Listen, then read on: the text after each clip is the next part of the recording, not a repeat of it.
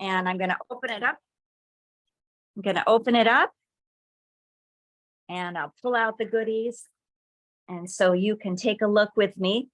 There is one that has a stencil. Now yours may look different. There are, I think, 5 different variations of the stencils that were included in the kits this month. And we're going to save that one for a few minutes to do it at the end because it has some fun, messy parts that I want to share with you. There's also the card project we'll start off with first. It's a white envelope with some fun mint macaron stripes and the inside parts. And then the other project, which we'll do second, is a fun pop-up shamrock card. So just set those parts aside and we'll begin with the mint macaron card that you'll be able to choose from 2 different variations. And of course, a reminder that you can use the supplies any way you wish. And so you might take the elements from the kit and combine them with all kinds of things you have in your own stash or with magazines, things you can cut from magazines, things you can find from your craft stash to combine and mix and match. So the ideas we share tonight are just ideas, just some alternate options for the way you can put things together. I have a lot of fun using the supplies and trying to show you variations so you can combine with the stamp images that you have at home, either the items that you've borrowed from the library, the non-consumable parts that you'll be returning. And that includes a stamp pad and some stamps. But you can always substitute stamps that you have at home or words you cut out of magazines. You could print things from a computer, any kind of graphic or reading, or you can substitute different supplies or handwrite, print or calligraphy your greetings. So these supplies are to make either a standard portrait layout. Thanks, I can't thank you enough, and there's lots of thank yous here. Or I'm going to show you with 2 simple folds, 2 simple score lines, how you can create a stand-up easel card. So this is just a fun one to have on display if you're sending it to someone who you feel might enjoy having it out as a decoration. Of course, this one stands up as well, very simply. But this is just a little bit of a wow card because it has some variation. So the supplies are the same. And the only change we're going to do is make some score lines. So I'm going to go ahead and show you using my scoring tool how to do the score lines, but you can also fold them just with your hand. In fact, the first score line I'm going to make without measuring. I'm just going to eyeball the measurement and use the other score line to help me fold that. Just looking for my bone folder now because it's a good strategy, a good habit to use a bone folder when you are scoring, unless you can't find it in your table, which is likely in my case. A bone folder or the back of a spoon or your thumb is going to help you make a nice solid crease on the score line. I bet you could use a plastic ruler too. A ruler would work well, yes. And here we go. I was going to say, as soon as I start, I'm going to find my bone folder, but this is a bone folder that will help me make a steady crease. So I'm going to fold my card base from the outside edge here into the folded score line, just like this, and use my thumb, and then I can maximize that crease with my bone folder. Now, if you have a scoring tool, you can use it to measure this next fold. Otherwise, you could, of course, eyeball that as well. And if you have something to rub it, it will make the fold strong. So I'm going to put in my card base, and I'm going to measure at 1/2 inch. Now, the scoring tool has 2 blades. It has a cutting blade and it has a scoring blade. Now, the cutting blade is darker in color. So I like to say when I'm not using the cutting, I say park the dark. And I'm just going to move that out of the way so that it won't be confusing when I'm doing my scoring. I don't want to accidentally slice this paper. That would be for another card layout. So this one I'm just going to score now. And now I've made a score line at 1/2 inch. And again, the exact measurement isn't as important here as simply having a strip here, which will act kind of as a stopper with the easel. You'll see how I need to have something that can catch under this flower here to kind of hold it in place. So I just need a line here, and I've chosen to measure it at 1/2 inch. Now let's decorate our card. And remember, you can use yours, using the same materials. I am creating 2 different layouts. So now we'll find our inside pieces. I'm laughing because I always seem to struggle with so many pieces and parts to show you that I get a little bit confused. Here we are. Thank you for your patience. I found it. Inside my envelope, I have 2 die cut flower pieces that are pre-colored. And then I have some other designer series paper and a gold foil edged label. I love when there are tiny foil or metallic images or elements to a card. It just adds a lot of flair. So I've combined that with this twine that has the gold thread.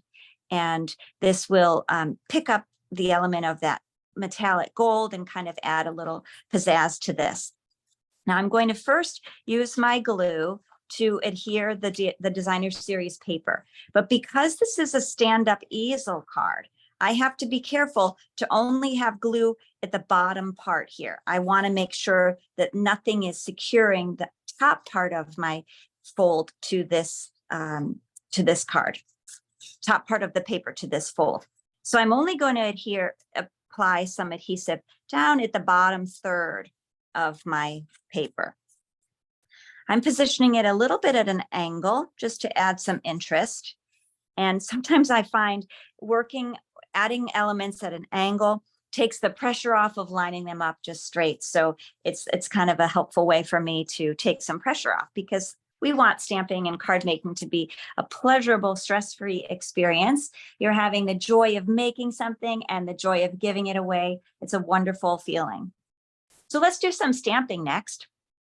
Tonight, I'll be showcasing some stamp sets that are featured in our kits for tomorrow's Let's Kit Together class. And so the first one I'll show you is a brand new kit. It's called Colorful Kaleidoscope, and it has some wonderful greetings, versatile greetings with thank yous. And there's even one that's about a magical day. It says,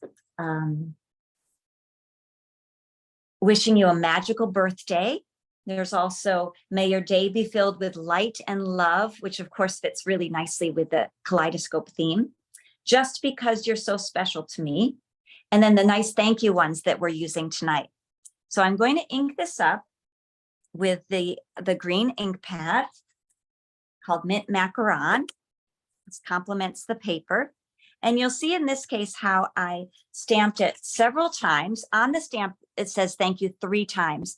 And because the inside greeting says, I can't thank you enough, I chose to stamp the thank you many, many times, kind of a play on words that I can't stamp it enough times, as many as I want to express it to you.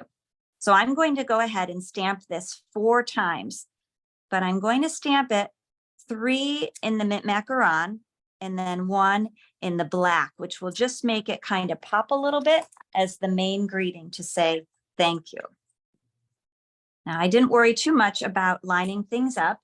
I am going to clean my photopolymer stamp in between. And to do that, I'm just using a damp paper towel. I'm just going to clean off that ink. Because the green is lighter than the black, I really wouldn't have to clean between green and black. But after I use the black ink, I'm going to want to clean that off so that it's ready to use a lighter ink later. Okay.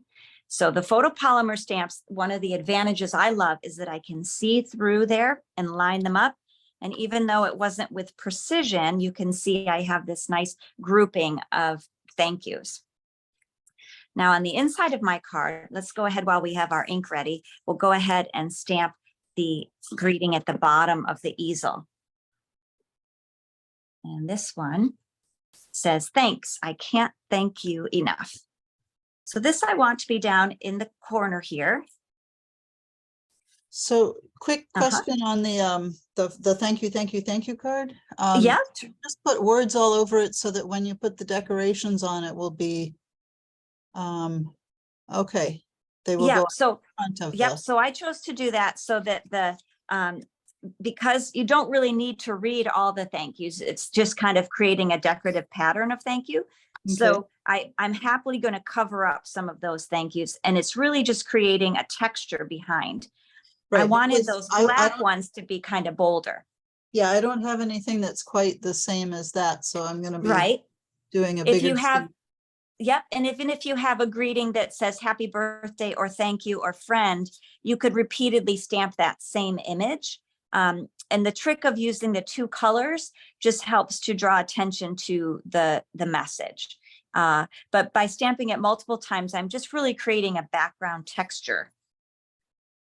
So if you didn't want to put words here, you could use other floral images, or you could write a message. I always love things that are monogrammed or that have the person's name on them. I think nothing is a more welcome gift than something that has the person's initials or name on it. It really shows this was made just for you. I'm happy you're my friend. I'm happy you're here, whatever, whether it's something they're coming to at a tea party or whether you're sending it in the mail. So this might be a fun card simply to have a large J for Julia, or to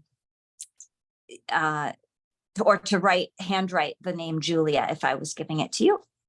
So that's another idea. If the stamps that you have in your collection don't necessarily fit the size of our greeting, you can manipulate them. In fact, that's why I first chose to stamp this as I was planning for tonight's class, because I knew that I didn't have a big greeting to show tonight that would fill this whole piece.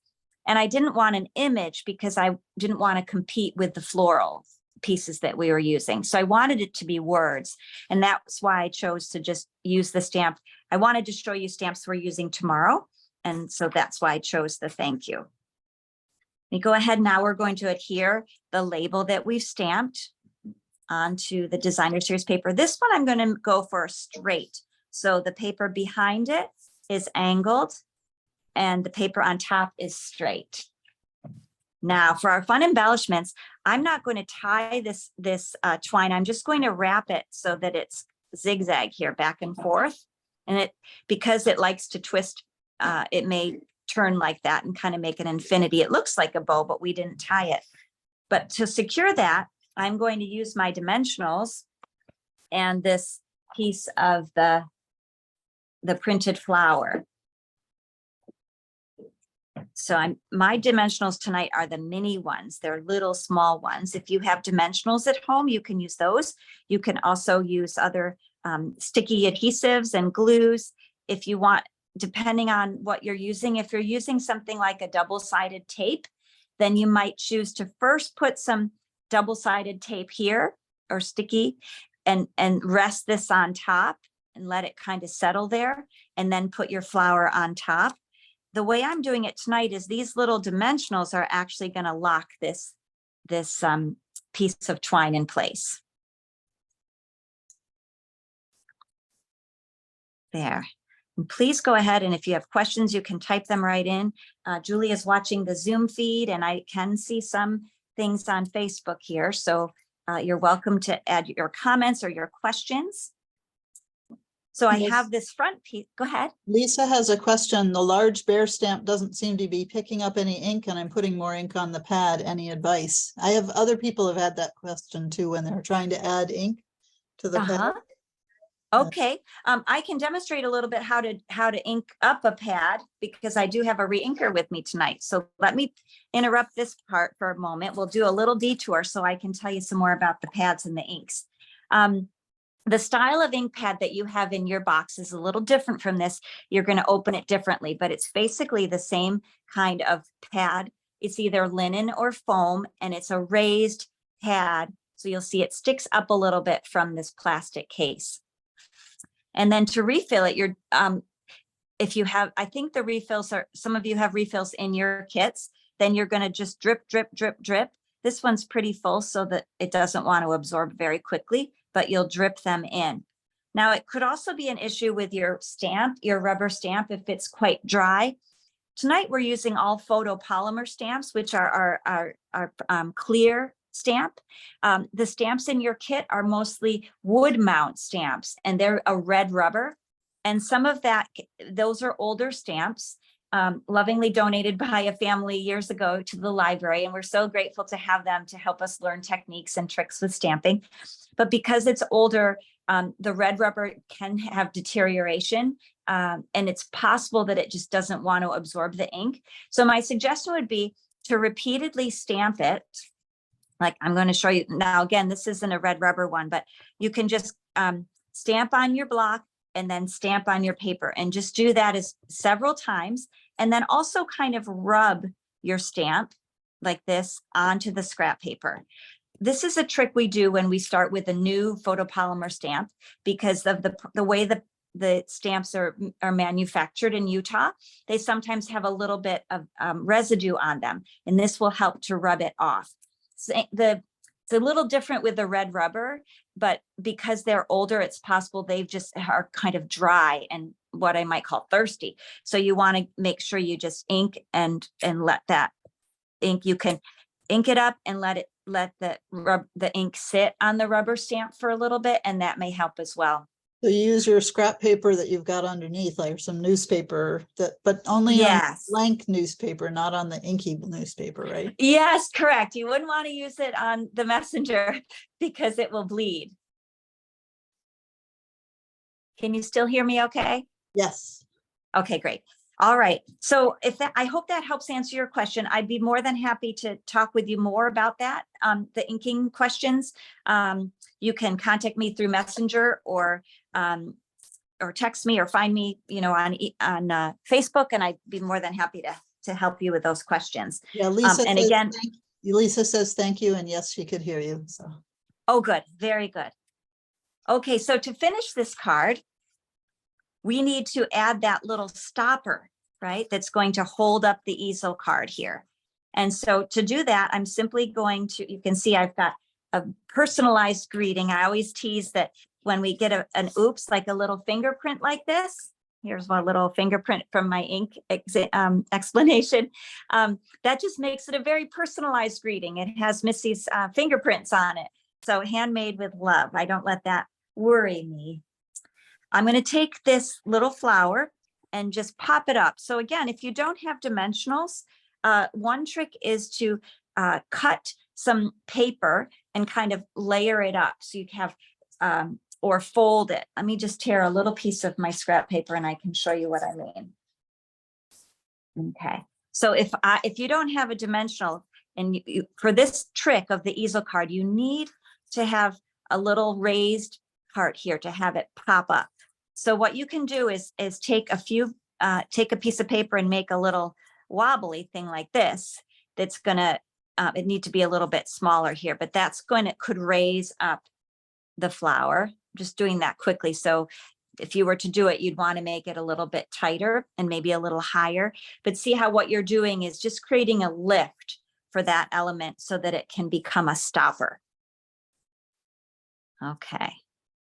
I think it's always fun to face a challenge with a limited supply, or, when you're just trying to make the most and stretch your supplies. It's fun to come up with different tricks. And I hope that you enjoy that too, learning how to be thrifty with your supplies and creative when you might wish you had something in your collection. So there you have it. Now it will fold flat and go into the envelope, just like the standard card. But when your friend opens it, they will have the opportunity to, I think it would make sense. They don't necessarily need an explanation. You could always send them a little video of you opening a card, or you could call them up and say, did you figure out how to make it stand up? But because it has these score lines here that are pretty dramatic, I hope that people could figure that that's how they would stand it. Yeah, knowing to tuck it into the one on the bottom is the good. Right. You could always make a little note right here that said, tuck this part under the flower to make an easel. That'd be a great trick, right? So then they would know. If you just hand wrote a little message right here, it's kind of, it won't show very much, and it won't show at all when it's being displayed, but it would give them a clue. Okay. One of our card makers asking if they have a question tomorrow when you're here. Would it be okay if they just stop in and ask? Of course, I would love to see you. I'm very happy to report that I don't have jury duty tomorrow. I was going to have to, I was lined up a wonderful friend named Jean who was going to be the leader tomorrow, and she'll still be with us, so you'll get to meet her. She's lots of fun. But I'm grateful that I do not have to go report to jury duty tomorrow, so I will be present.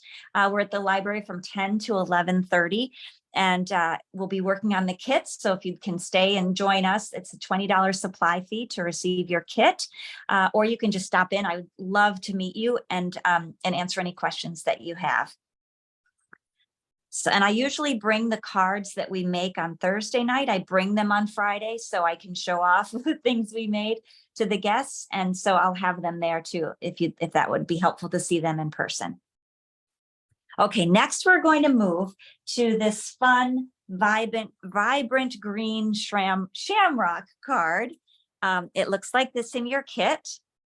You have this parakeet party envelope, and this is called a slimline card. We made one of these last month too. Some of the papers will look familiar to you. And it's called a slimline card, and this is a standard business size envelope. I just was lucky to find them in this color that matches our parakeet party so nicely. This is already pre-scored for you, so I'm going to fold on that score line and use my bone folder to crease. And then I've got these strips that we're going to use to decorate, but let's do the shamrock part first, this paper engineering pop-up piece. Okay, so this is a simple origami fold, and I'll demonstrate it twice so you can, if you have questions, you'll be able to see it again. The first thing we're going to do is fold it so that it's a rectangle, a square into a rectangle. Okay, we'll do that in one direction. Open it up and do the other direction. Now the green part is the part I want to show when my shamrock pops open. So that's the one I'm hiding right now. I'm folding it and hiding it because that's going to be the surprise paper. So we now have this paper in quadrants, 1, 2, 3 quarters. Next, we're going to fold it to make diamonds or not diamonds, to make triangles. So we're scoring it point to point. And again, point to point. Now I know that sometimes I go quickly when we're together for our Thursday evening live, and know that when you're watching the replay, you can pause, you can rewind, you can fast forward. But again, tonight, if you're with me live and you have questions, please interrupt me so I can answer them. Now we have 8 triangles across here. I'm going to fold it back up and keep folding so that I end up with a very thick stack of those triangles. And there's one side that's kind of more open. Now you'll need your scissors. And we're going to make a heart shape. It's going to look something like this. So I've got my fold where all those papers are folded. Oh my goodness. You can do it, I promise. Once you've seen it and done it a couple times, you'll find it's very easy to do. Now, does your heart need to be exactly the same kind of curve? No, because you're making shamrocks and the leaves of the shamrocks are going to vary in nature too. But what we're going to do is cut away so that we have like a semicircle at the top here. I'm going to just cut to kind of make it almost like an ice cream cone shape. I'm going to trim away here and here. So I'll show you what that looks like again. And it's going to be different every time, just like when you tie dye something, or some of the work we'll do with stencils later is like this too. You kind of get it differently every time. So you see I have the fold part here, and then I can go ahead, I can make it more dramatic if I want to, but let's open it up. And you'll see that I have this, it's going to be a 4-leaf clover at the start. So I'm going to open up. I love hearts, so this makes me happy too. And here now I have a 4-leaf clover, 1, 2, 3, 4. But because I want there to be a stem, I'm actually going to trim away a little bit.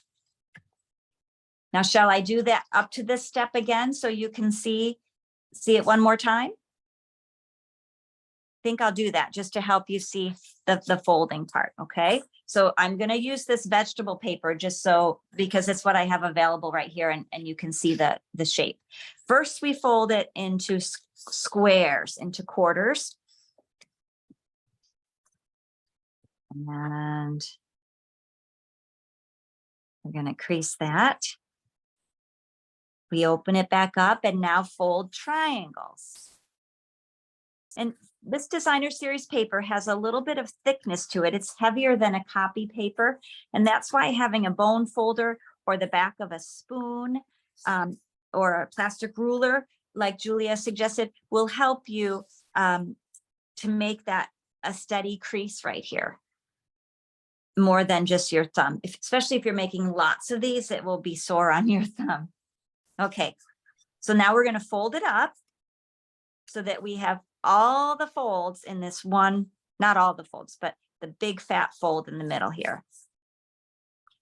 And we're going to just make a semicircle. Okay. Cut this away and this away. And that's going to make a heart. If you hold it up with the point down, it looks like an ice cream cone now. If I turn it this way, it's going to be half a heart. And I will open it up. And there you can see all of the hearts coming together. Now I'll go back to my green shamrock. So actually, yeah, so that you can see how I'm going to cut away a little bit to make a stem. I'm going to trim. Basically, I'm getting rid of this bottom heart, but I don't want to cut all the way into the middle because I want to leave a little bit for a stem. I'm going to cut some away and cut some away. And I can always go back in and kind of angle this, but I want to make a shape. I'm going to curve it a little bit like I did on my sample one.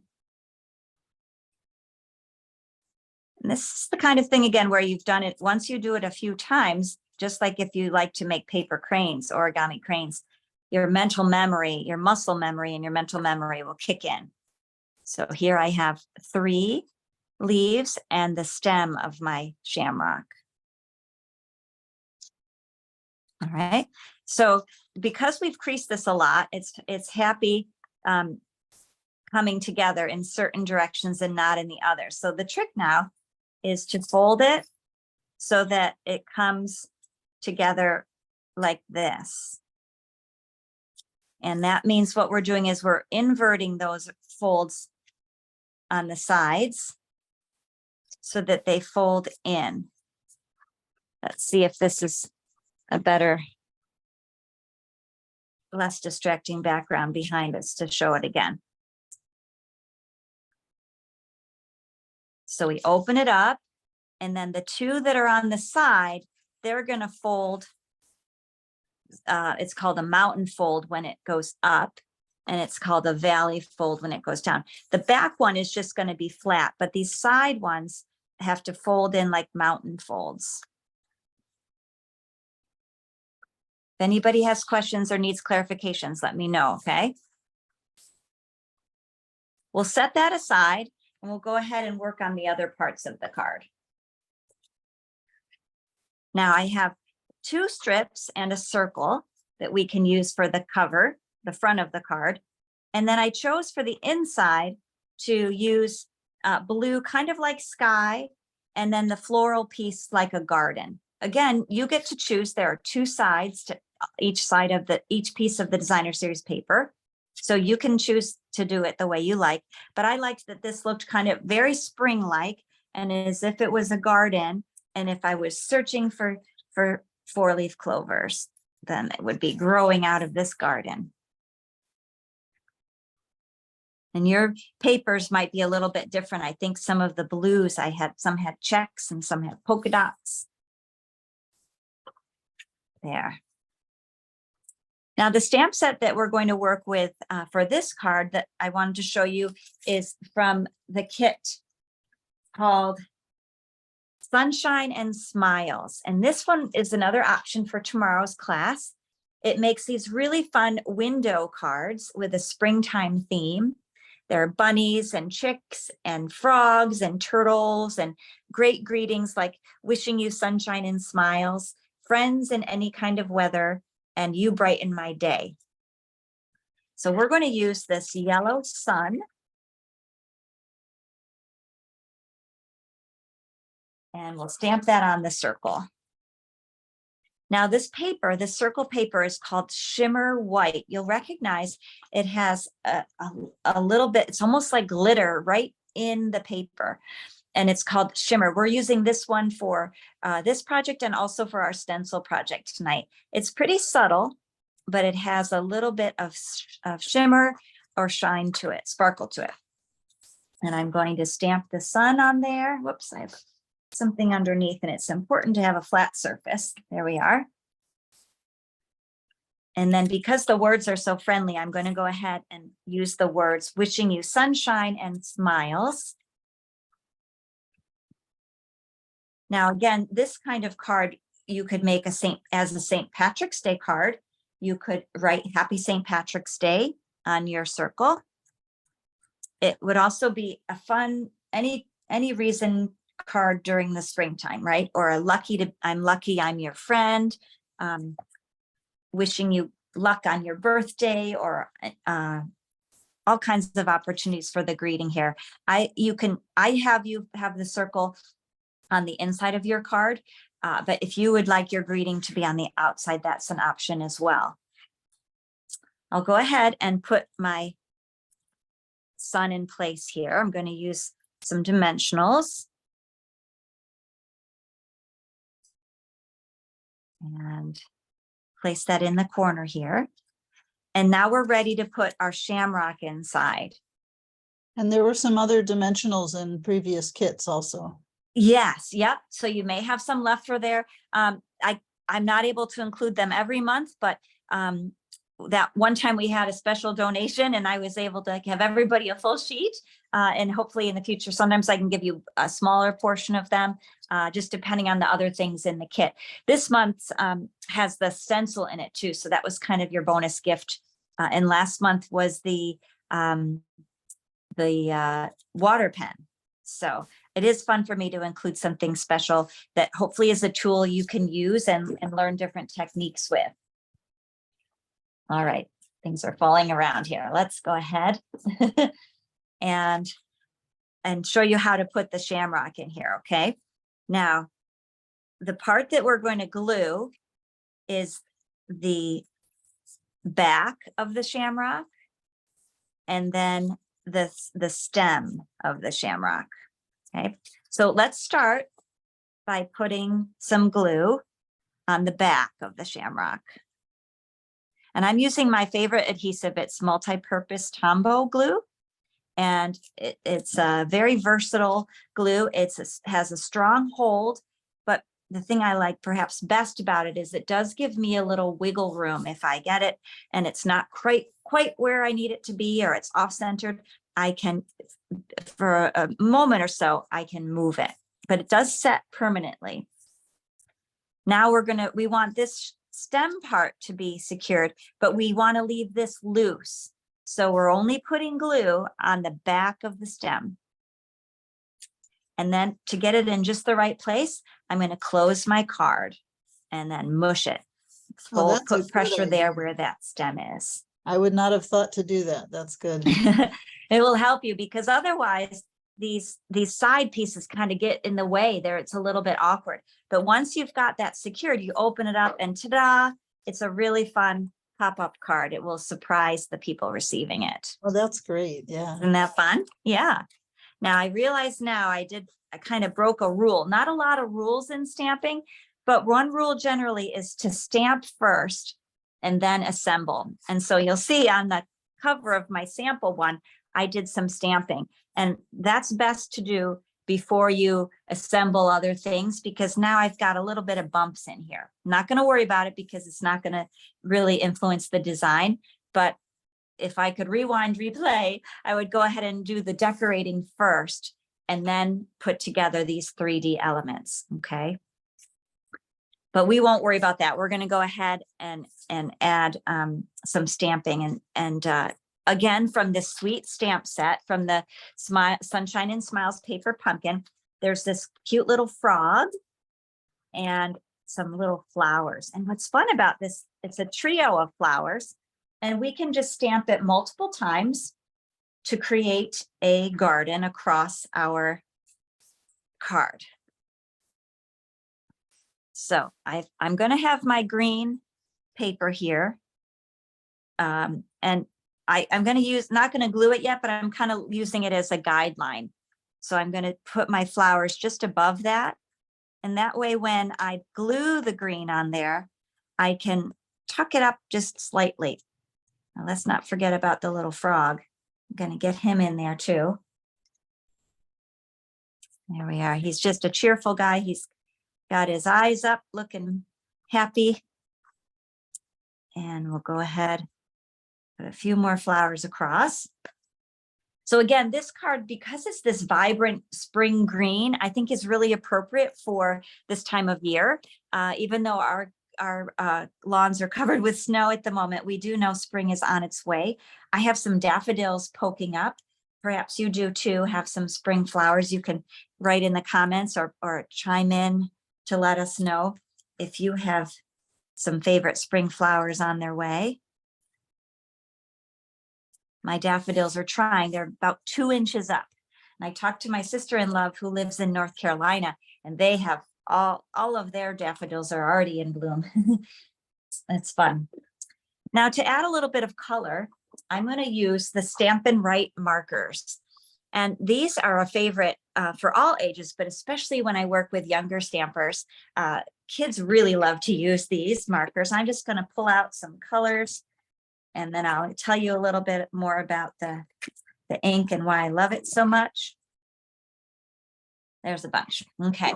So what's special about the markers is there are 2 tips. So one is a bold marker tip, like a brush stroke, and then one is a fine tip for writing. So I'm going to go ahead and just color in some of these tulips. Now, because the card base is green, the colors might not be quite as vibrant as they would be on a white card base, but they still have some nice brightness to them. And I'm just going to mix things up, and some of them will be this sort of daisy posy flower, and some are the tulips.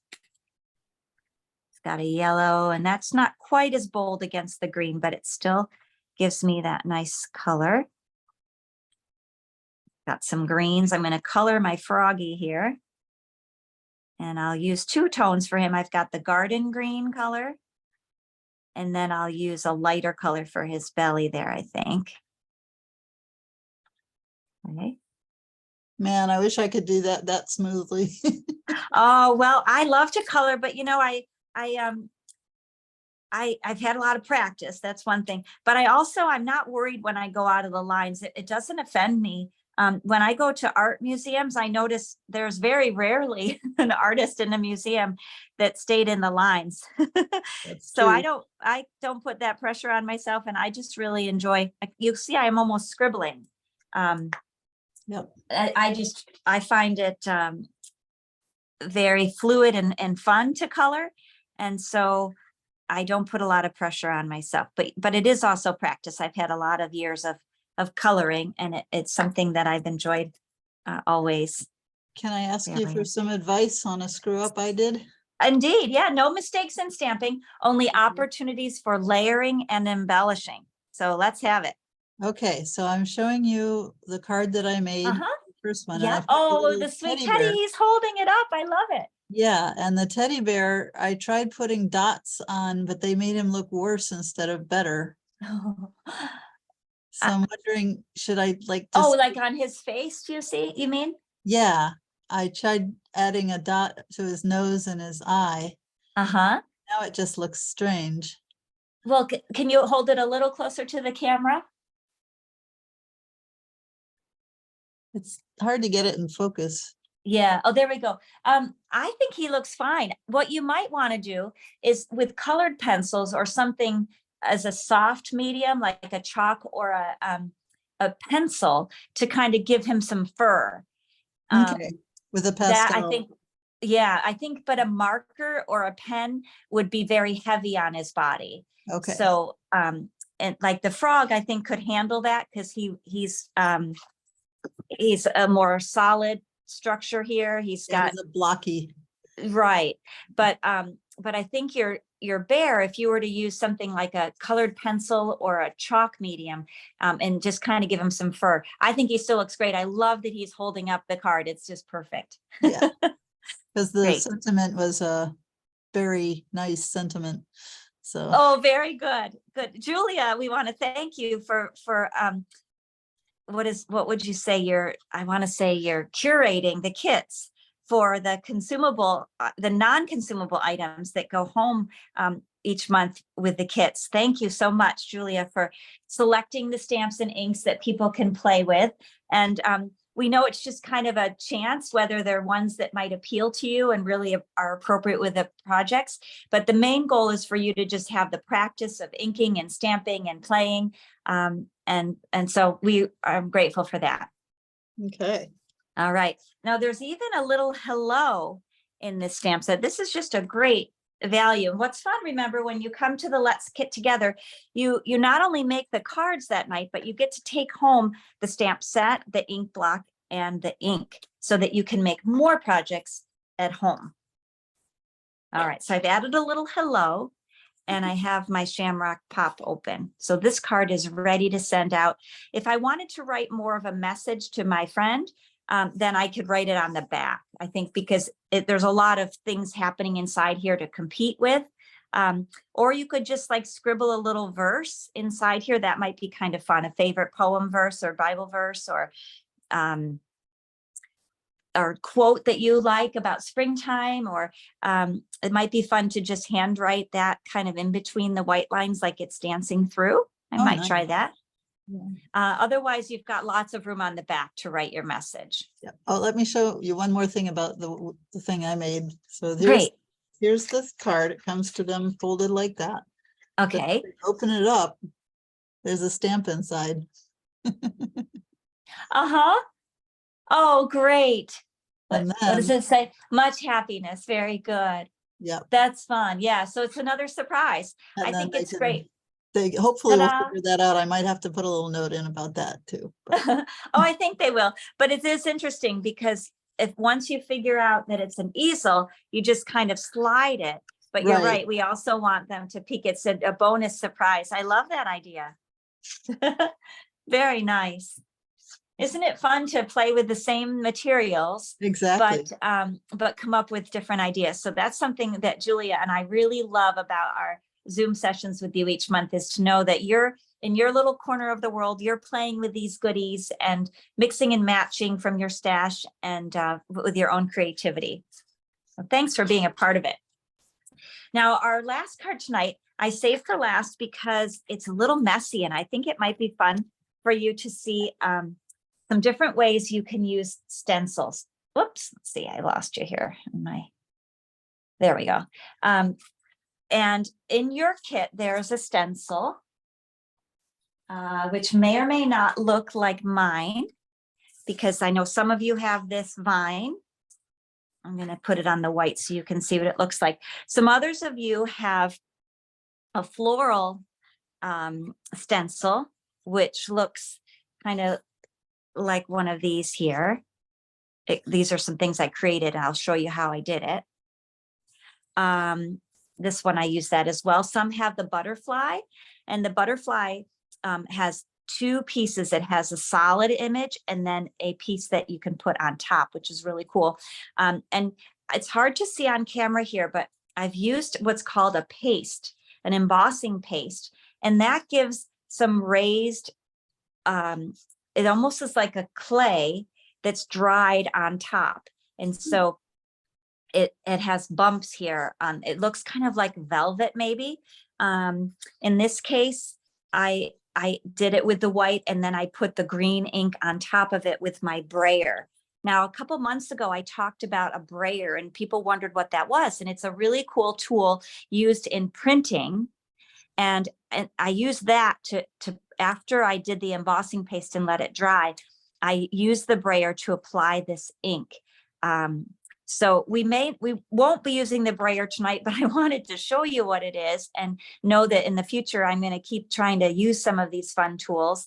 And when we can be back in person and do messy stuff, which we hope to do some more, in addition to our kit collection classes, I'd love to have some more messy classes together in person where we could use the paste together or different embossing mediums. We can use this brayer. So if that's something that interests you, if you live right here and you'd like to get together to do some messy crafting together, in addition to our collection of stamps at the library, we also have quite a few embossing tools and paste, not the paste, but the embossing powders. And I'd really love to share tips and tricks for using those, but that's something that's harder for me to share in a take-home kit. So as we get more comfortable, we could still social distance, but as we get more comfortable being back in person, if that's an interest to you, is having a class where you come and just make a mess and play with a lot of different mediums, then I would love that. So even though you can't use the paste tonight while I'm showing you, I still want to show it off to you, the cool ideas that hopefully we can do together in the future. And if you're interested in investing in these products, I can help you so you'd have them at your home as well. Now let's start. People ahead, can also keep an eye on the library calendar. We sometimes have adult crafting groups that meet for whatever projects you want to do. They always provide some things. There's often a beading project. That might be a good time to do a messy yes, workshop. Terrific. I'll check in with those folks that are hosting those as well, Julia, and see if we can do some partnering, because it's great to have those supplies at the library and I'd love to be able to share them. And it's not a good day unless there's ink on your fingers. You see, I get a lot of ink when I play, and it's a lot of fun. So I'm going to show you a couple different ways you can use your stencil with the ink that you have. And maybe you have the water pen from a couple months ago, or you might have a spritzer tool. We used these once before, or you might have a blending brush. These, I have a brand new one to show you. It's just like my friend Nancy calls these baby bottom brushes. They are so soft and just really satisfying to use. And they do a fabulous job of transferring ink. So I'm going to show you those tonight. But remember, your project with these supplies is going to look very different from mine, more so than our other projects tonight. And that's okay. These are just, it's paper to play with. So I always want to remind you too, that sometimes when we play, what we end up with isn't really maybe as beautiful as we expected or what we expected. And so I encourage you, just enjoy the process, just enjoy the messiness of it, the kind of uncertainty of it, the serendipity of it. That's, for me, gives me a lot of pleasure. It is wonderful to have a card you're proud of to send to somebody. That's a good feeling of pride, but I also hope you'll feel proud and satisfied just with exploring the mediums and having fun playing. So, all right, I'm going to use the stencil that's in my kit tonight, which is this leafy pattern. And I'm going to show you two different things with it, because we could be here all night. And knowing that we might get to be together in person at some point to do this, Julia, I'm not going to worry about overwhelming you with too many things tonight. But I do want to show you the blending brushes and the water pen, because that's something that I know some of you have. And then I do want to tease you with this paste because it's really cool stuff. So we're going to take our shimmer white paper, and if I had my tape, I was going to show you that I tape it down, but that's missing on my table tonight too. So we're pretending that we've secured this. I'm going to just secure it maybe even with a dot of this glue, just to kind of put it, we don't want it to move around. I'll smush that there and put it down. That will hold it in place. And I can manage holding the stencil in place, but you might want to use some masking tape here or some washi tape. One more look at the table to see if it's here. Yes, here it is. Okay. Washi tape is a wonderful paper tape that is repositionable. It's available through Stampin' Up. It's also available in craft stores or big box stores. You should be able to find it. It's called washi tape. It's a Japanese word. It is paper tape, and it's a repositionable tape. So you can place it and then you can peel it up and reuse it. And so what's nice is that it, unless you really push hard, it won't stick to your paper. It won't tear it. If you push too hard, it may, but if you just gently use it as a tacking tape, it will hold things in place. So let's start with the blending brush. I'm going to take some of that Just Jade ink and my blending brush, and I'm going to this is really soft, thousands, maybe, I don't know how many, thousands of bristles here. I'm going to rub on the pad, and then I'm going to rub on my paper. Now, there's different strategies for this so that you don't get real blotches. The best thing to do is to start off your project and go in, and that's going to keep you from having like a first big blotch. Now, because I'm using the stencil, I want to kind of hold that down as I work to try to avoid a lot of movement. I want to keep that secure as best I can, even though I'm rubbing it. So the top third right here, we're just going to use the blending brush, and you'll see how I can achieve different tones based on how much ink I apply. I can go back over an area and really make it dark. You can't take it off once you put it on. So you want to start low, start soft, and build up. That's the blending brush. Let me show you next the watercolor brush, because some of you have this in your collection from a past month kit. What I'm going to do is push my ink pad so that the lid is pushing against the ink inside. And that's going to create a little palette for me here. And this is how I can now pick up. I'm going to squeeze this to make sure it's wet enough. Yep, it's got some nice moisture in there. And whoops, I didn't mean to lock my pad here.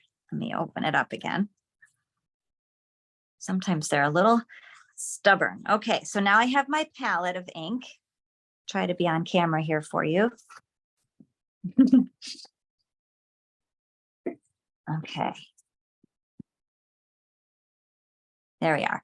So I'm going to pick up some ink, just like it was paint. And I'm going to pick that up. And now I'm going to rub that over the stencil. Now, what's interesting about this compared to the blending brush is it's going to be much more random, much more tie-dye like or inconsistent than I have less control with this than I do with the blending brush. I also know that I risk some of the ink kind of falling under the stencil a little bit. So in this example, I use the floral stencil and I use the watercolor brush. And so it's very fluid here. The greens came out pretty well, but when I did the yellow and the blue, a lot of it kind of leaked.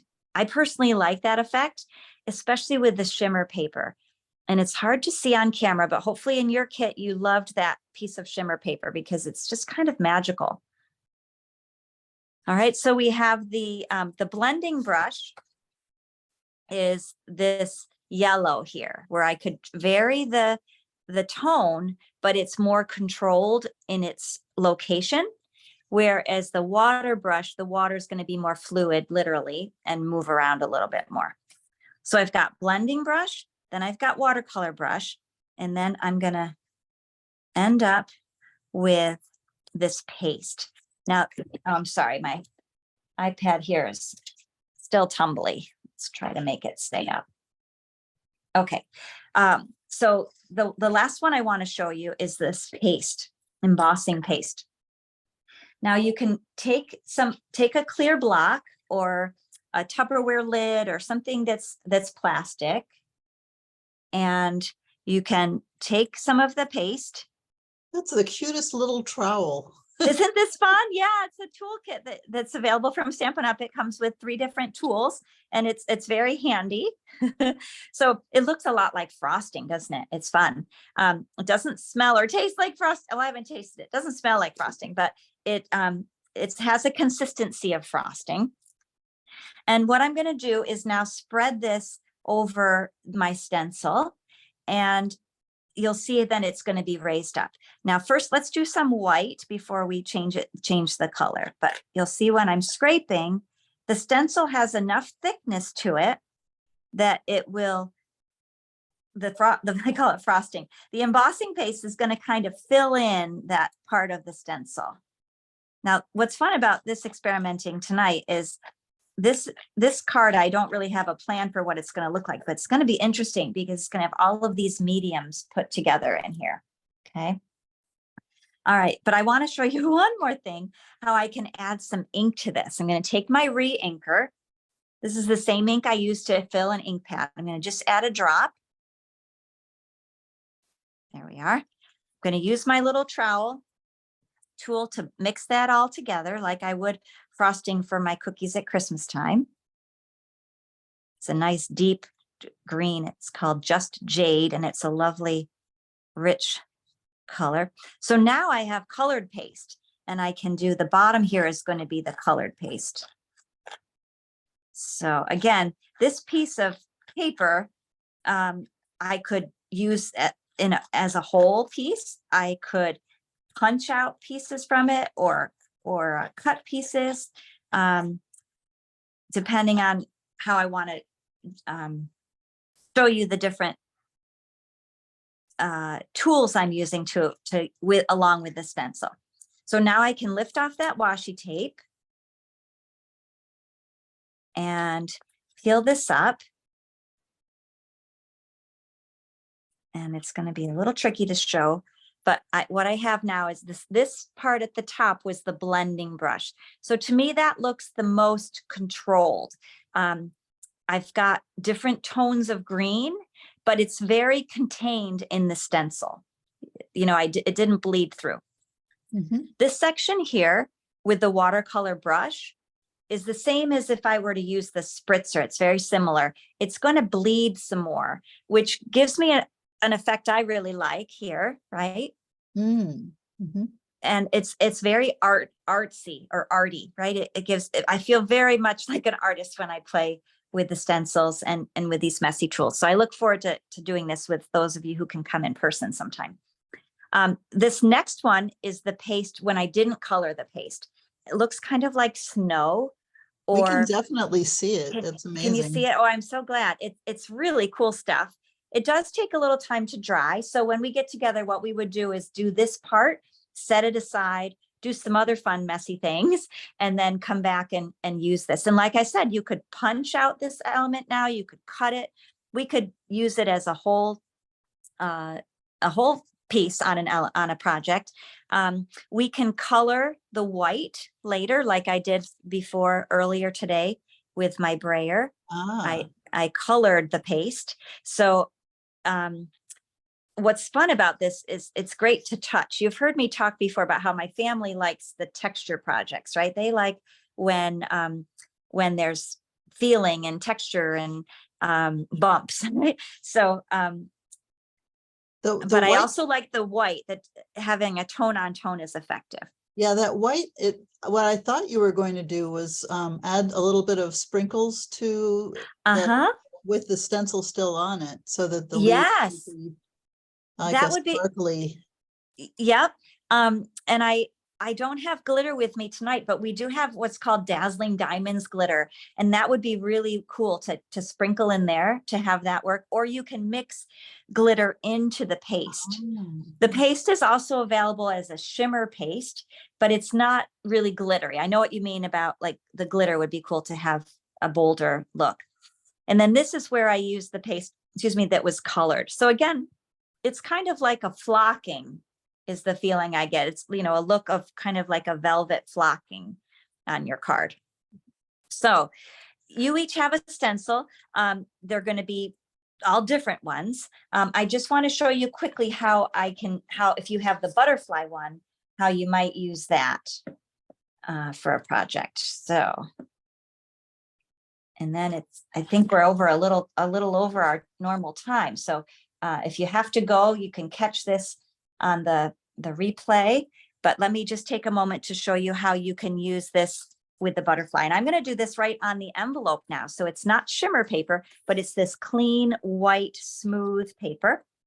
And I'm going to first use my blending brush on the bold part. Okay, so I need to find that tape again. And because the brush, I don't want the brush to tape where these wings are. So I have to cover those up. They're too close for comfort here. It would be hard for me to get I would get ink on them, I think. So I'm just going to mask off the parts that I don't want to have ink.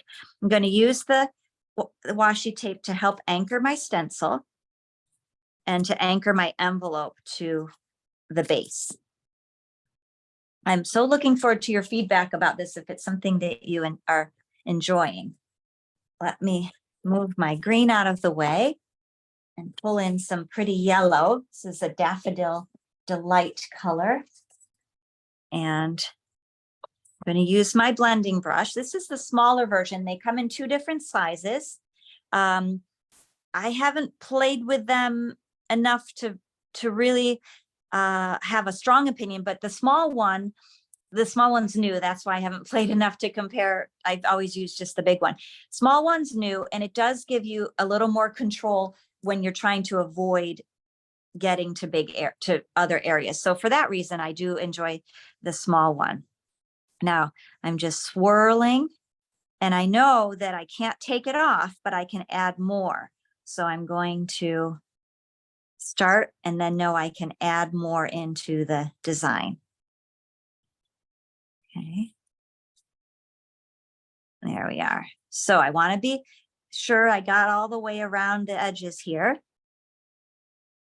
And remember, I told you the blending brush does help you keep it within the stencil more easily than a spray or a real wet kind of surface. Does it Now matter we just if you press it hard or if you were just doing it lightly? Great question. So here's where I'm just going lightly, and I'm going to do it again. I'm going to press harder. So it's just going to transfer More color. more color. Yep. Okay. I love that. Isn't it beautiful? Nice and bold here. Now, what you might do if you only have one color ink pad is you would do it nice and light for this first step so that you have a light yellow. And then when you put your more detailed stamp on or stencil on top, you would go boldly so that really you'd have 2 shades, a lighter shade of yellow and then a bolder shade. Right. But tonight what I'm going to do is put some of that paste on there. So that's why, oops, I already did that part. Now I have to move it up, and I'm going to just line this up on top. So if you have this butterfly stencil, you just have to, with good lighting, you'll notice all of the dots and everything are inside there. I've lined up the butterfly detail part on top of it. And I can take that tape and I can reuse the tape a few times. Once it gets ink on it though, you want to be cautious because you don't want a lot of ink transfer. I'm taking a risk right there by using that. But again, I don't worry too much if stuff gets fingerprints. It's just handmade with love. Okay, so I'm going to take the paste. I'm not sure what the green is going to look like, but that's what I've got handy right here. And I'm going to, and it does dry quickly, maybe too quickly. Yeah, let's start again with a fresh little bit of white. And I'll just do it quickly here. And the white really is like a nice flocking. Do they make black cream? We could make it black, but it doesn't come, it only comes in the white that I'm aware of. There might be other companies that offer something like this. With my supplies, I only have the white or the shimmer. Okay. So this still has a little green on it, but that's okay. I'm going to take this. I only need a little paste, and it does dry quickly. So you don't want to waste it. You want to put your cover right back on, and you want to be sure that you use up what you take out. So now I'm going to take the white, and I'm just going to smooth it over. And the stencil has a nice thickness to it so that it's going to create that sort of flocking. The height of the paste makes the design. You'll see it's probably, I'm a little far away from camera for you to see, but you just want to double check that you've got all the parts evenly covered. So Here you can see I've tried to wipe away the extra, just kind of keep it flush with that stencil. And then I can take it off. Oh, that came out nicely. Okay. So there, it's got this cool flocking look with the white on top of the yellow, isn't that? And it's a little bit translucent, so it takes on some of that yellow from underneath the white. Now, if you don't have paste yet and you want to use your stencil, remember you can do it with the ink. With a blending brush, try a cotton ball, Q-tips. You can use your stencil just with a marker. You can take your stencil and your marker and color right inside here. Use it as a stencil that way, and you'll get a pattern. So there's so many different things you can do with a simple tool like a stencil. And I hope that's been fun for you. So let me pull in a couple of my completed cards with a stencil. Okay. And How would you the other. clean? How would you Oh, clean? the excellent. stencil? Excellent question. You want to put this in warm water right away when you've the paste. If it's just ink, you just can rinse it with water. If the paste dries on here, you just use a little dish soap to clean it off. The ink will pretty much just rinse right off, and then you can dry it with a paper towel or just let it air dry. The paste though, like when I finish the call tonight, I need to go take it to my sink and get it rinsed. If I let it dry on here, it will be much harder to clean. Yeah. Thanks Sue for says- those questions. Yes. Sue says she used a sponge in the butterfly. Excellent. A sponge would be a great way to apply the ink. A sponge, a cotton ball, the paintbrush, experiment with different things. I'm glad the sponge worked for you, Sue. That would work out nicely to give control, similar to the blending brush. So here's some of those using the stencil. And then I have our fun shamrock card to pull in and add to our little collection here. And we began with our easel card. So I hope this has been a fun evening of crafting together, learning new things. And Julia and I look forward to getting your feedback about having an in-person opportunity to play, especially when an opportunity to get messy. That's something that Missy likes very much. So thanks everybody for being a part of our class. And I look forward to seeing you again in April. And those of you who can join me tomorrow, 10 o'clock at the library, even if you just want to stop in and say hi, see what we're working on, ask questions about the projects from tonight, or if you can stay for the class. Kat's asking to show the inside of the stencil card. This one I just left white. It says, I'm here for you, which is a stamp from another kit that's available tomorrow called the Best Remedy Kit. And then the time to celebrate, I think all of them I left just empty right now. But you could add another layer of white inside if you wanted there to be easier to see with a pen, or you could do some other stamping or stenciling inside. That'd be cool. Even to do a stencil on top of the green would be a cool effect. Mhm. Or a stamp, if you have a stamp that has the right sentiment. Exactly. Yep. I chose the time to celebrate and I'm here for you. And then I added the other elements, but what you have in your kit is that white piece that you can be creative with. And I'd love to see what items you add from home. If you have buttons or stickers or other stamp things, you can embellish that way too. Yeah. Great. Well, thank you again, folks, for taking part, and we'll look forward to seeing you soon. Have a great night. Bye. Mhm.